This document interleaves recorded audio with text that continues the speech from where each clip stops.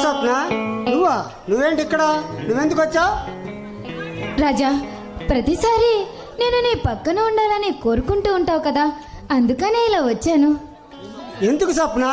ఈ రాజా ప్రేమలో కలవలేక ఓడిపోయాడని, లేక దేవదాసుగా మారాడని, లేదో కరడు కట్టిన కషాయ వాళ్ళ ఉన్నాడని చూడాలనిపించిందా స్వప్న? లేదు రాజా, నువ్వు చాలా మంచివాడివి, కానీ ఇలా మనసు చంపుకొని ఈ దుర్మార్గులతో తాగి తిరుగుతున్నావు. నీ జీవితం నాశనం చేసుకోవద్దని మంచి చెప్పడానికి వచ్చాను.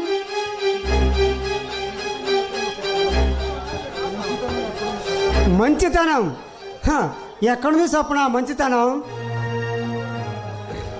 అబద్ధాలు మేడలు కట్టి దానిలో భద్రంగా దాయాలన్నా దాగవు స్వప్న, దాగవు.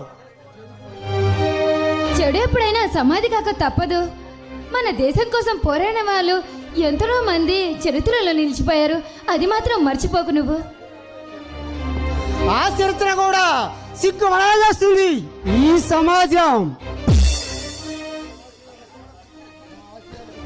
ఆశయాలకు దుడులు పడిచి అన్యాయాలకు సమాధులు కడుతూ దోపిడీలకు దందాలకు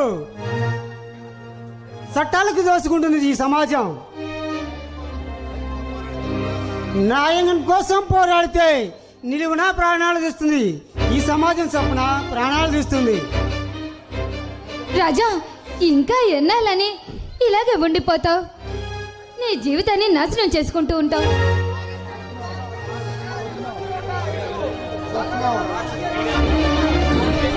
స్వప్న, ఒక రాక్షసుడి కోసం ఈ రాజా రాక్షస వేడ మొదలు పెట్టాడు. వాణ్ణి అంతం చేసి ఈ రాజా మళ్ళీ మంచి మనిషిగా మారుతాను. అప్పుడు దాకా నేను ఇలాగే ఉంటాను స్వప్న, ఇలాగే ఉంటాను. రాజా, నీ కార్యం నెరవేరాలనుకుంటున్నాను. ఆ తదాస్తు దేవతలు నీ కోరిక నెరవేర్చాలని నేను మనస్ఫూర్తిగా కోరుకుంటున్నాను. థ్యాంక్ యూ స్వప్న. సరే రాజా, నేను వెళ్ళొస్తాను. బాయ్. స్వప్న, వెళ్ళిపోయావా? కాసేపు కూడా కలలో నా కళ్ళ ముందు ఉన్నారని అనిపించలేదా స్వప్న? అనిపించలేదా?